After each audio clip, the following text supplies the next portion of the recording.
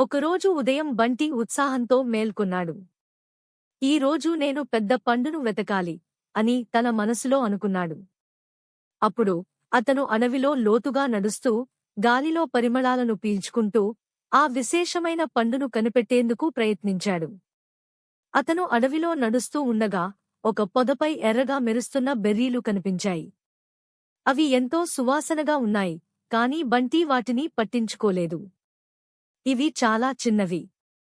నాకు కావాల్సింది అతి పెద్ద పండు అని అనుకుని ముందుకు సాగిపోయాడు. బంటి నవ్వాడు. పెద్ద పండు దొరకలేదు, కానీ నాకు అద్భుతమైనది దొరికింది.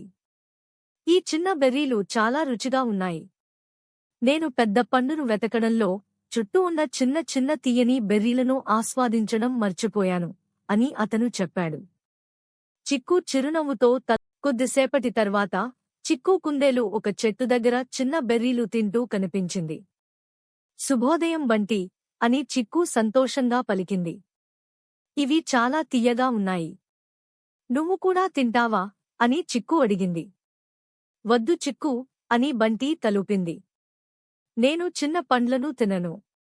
నేను పెద్ద పండు కోసం వెతుకుతున్నాను అని చెప్పింది బంటి. చిక్కు నవ్వింది. నిజమా? కానీ నువ్వు ఎప్పుడైనా ఆ భారీ పండును చూశావా అని అడిగింది. ఒకరోజు ఉదయం బంటి ఉత్సాహంతో మేల్కొన్నాడు. ఈ రోజు నేను పెద్ద పండును వెతకాలి అని తన మనసులో అనుకున్నాడు. అప్పుడు అతను అడవిలో లోతుగా నడుస్తూ గాలిలో పరిమళాలను పీల్చుకుంటూ ఆ విశేషమైన పండును కనిపెట్టేందుకు ప్రయత్నించాడు. అతను అడవిలో నడుస్తూ ఉండగా ఒక పొదపై ఎర్రగా మెరుస్తున్న బెర్రీలు కనిపించాయి. అవి ఎంతో సువాసనగా ఉన్నాయి, కాని బంటి వాటిని పట్టించుకోలేదు. ఇవి చాలా చిన్నవి.